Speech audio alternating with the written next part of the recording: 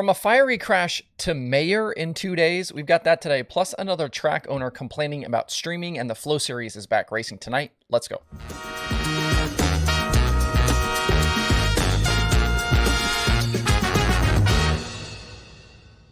It's Tuesday, September 13th. I'm Justin Fiedler. This is Dirt Tracker Daily.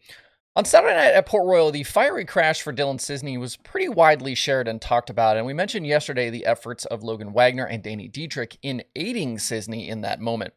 They bailed out of their own cars and helped extinguish the flames as Cisney rolled around on the track. We know now that Dylan is okay. He posted to social media afterwards that he doesn't have any burns, but is a little banged up. In an interesting twist to this story, just 48 hours after being involved in that wild crash during the Tuscarora 50, the Port Royal Borough Council met on Monday night, and its 7 members voted unanimously to elect Cisney as the new mayor of Port Royal. According to the Juniata Sentinel, Cisney entered shortly after the vote happened, arm in a sling, and accepted the position. And yes, this story is absolutely true. Both the Sentinel and the Juniata County Radio reported on the happenings yesterday. Hopefully, Cisney's time as mayor goes a little bit smoother than the feature did on Saturday night. When I got up this morning, I had a DM from Rob pointing me to a lengthy Facebook post from Smoky Mountain Speedway's owner, Roger Sellers. The 9-paragraph, nearly 700-word bit was posted around 10 p.m. Eastern last night and is titled The Great Decline. Very dramatic. In the words to follow, Sellers basically gets very wordy to complain about not getting enough of a share of the streaming revenue for the events at his racetrack. And he might be true. There might be some teeth to that. He, though, like most others that have this complaint, points to anecdotal evidence and uses his opinion to say that streaming is what is killing attendance at his track and others. If you've been around a while, you already know my feelings on this subject, so instead of kind of relitigating all of that, I thought we'd kind of take a little bit of a different approach to this specific situation. In his post, Sellers mentions that the Lucas Oil Late Model Dirt Series does share some revenue, but that the, quote, other big series does not. I continue to not understand why track owners sign sanction agreements they then decide later they aren't okay with. In this instance, the other big series he's referring to is clearly the World of Outlaws and their streaming service DirtVision, which his track hosted just a little over a week ago. If track owners are not okay with these agreements, the simple solution is for them to quit putting those series on their schedules. We saw the same thing with Scott Ronk and Terre Haute back in May with USAC and FloRacing. Don't agree to the dates and then complain on Facebook later on. Leave them off your schedule and put pressure on the series and streamers in a real way if you really believe they are the problem. If suddenly the series can't get dates at certain tracks, that might spur them to reconsider their stance on sharing streaming revenue. There are also opportunities here for these tracks to run their own streaming services, either through partnerships or completely on their own. Smoky Mountain has actually done a bit of this, so Sellers knows that's an option here. These tracks that view streaming as such an enemy could also band together and create their own streaming services. That way they would benefit completely. Posts like what we saw from Sellers don't really accomplish anything except to demonize the players already in the space and sow discontent among the fans. And I have yet to see any real evidence or actual data proving that streaming is indeed what is hurting attendance at these tracks. We can start talking about inflation and fuel prices and all of the other things that Americans are dealing with right now. Show me the numbers, and then we can start working on actual solutions. Inadvertently, though, Sellers does get to the heart of his real problems in the post and the problems of a lot of other tracks as well. He mentions staying home is more convenient, as is eating your own pizza and drinking your own beer. So why don't these tracks make their flow of traffic better? You talk about convenience. Getting fans in and out quicker would certainly help with that.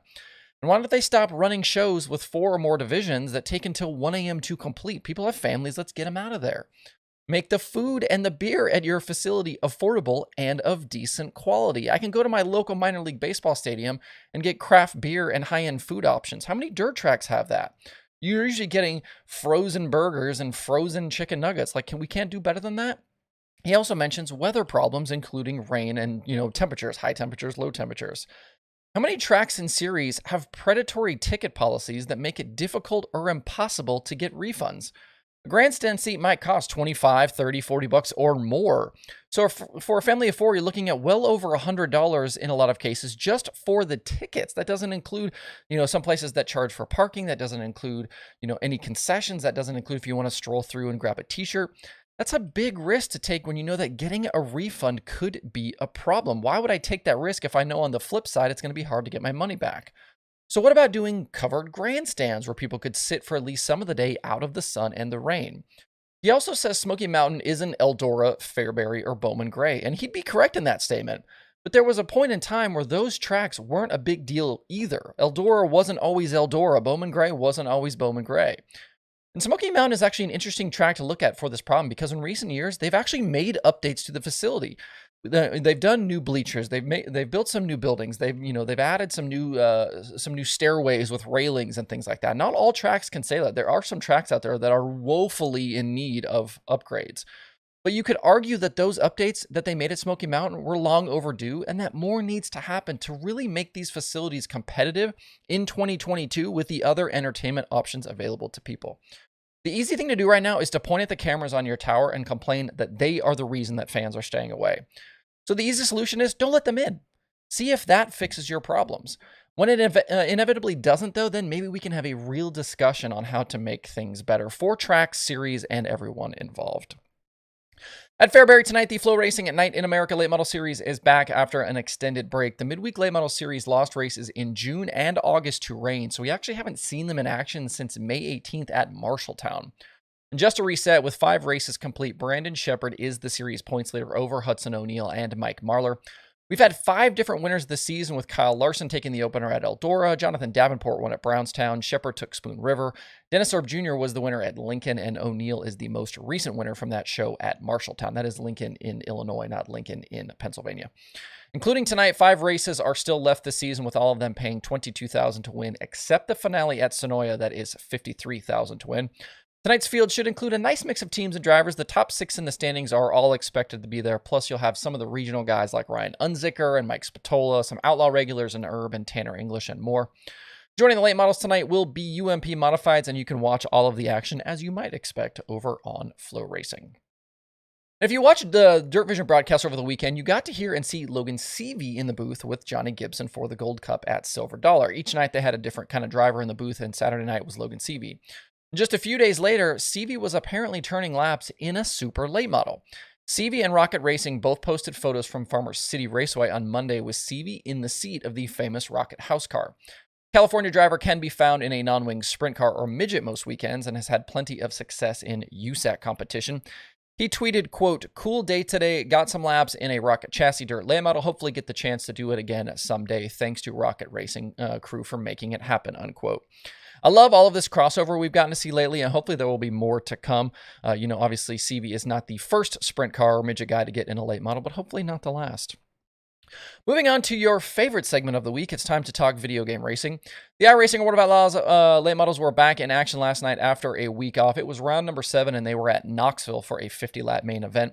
Evan C. and his teammate Blake Majulis have been really the class of the field this season, and that didn't change last night. Majulis did have to transfer in from the night's second B main, but he then drove from 18th to finish 6th. Unfortunately, though, with C winning yet again, the gap between the two in the standings grew even larger with 3 races remaining. It was a super fun show last night. The feature went caution-free for 50 laps. Swindell Speed Lab driver Kendall Tucker started on the pole, and he was the leader until right before halfway when Dylan Wilson took over out front. C was lurking, though, starting from the 4th position, and as the top 3 continued to race hard, it then brought the rest of the top 5 into the mix as well, and with 15 to go, you could throw a blanket over that top 5. C took the lead at lap 18 and then was able to keep everyone at bay for the remaining laps. Dylan Wilson ended up 2nd, with Zach McSwain 3rd. It was C's 3rd win of the season, and he is still yet to finish worse than 2nd through these 7 races we've had so far. So 3 weeks now remain. Weed Sport coming up next Monday night, then Volusia on September 26th, and then the finale at Charlotte on October 3rd. For more information on the series, head over to iRacing.com/WooLM. There's point standings, schedules, results, everything you need to know over there. There are 5 items on the streaming schedule today, although it's really 4 because one program is being streamed by 2 different providers. FloRacing has the Flow Night in America late models from Fairbury, the ASCS from Clay County, and Flow 24/7. Speed Sport has Wasota Racing from I-94, and they also have the ASCS from Clay County. To see the full daily streaming schedule with links to watch, visit dirttracker.com/watch tonight. That's it for the show today. Have a good Tuesday. Make sure to like and subscribe to this show. Also comment in the video as well if you would like to get involved. Thanks everybody for tuning in. We'll see you tomorrow for more Dirt Tracker Daily.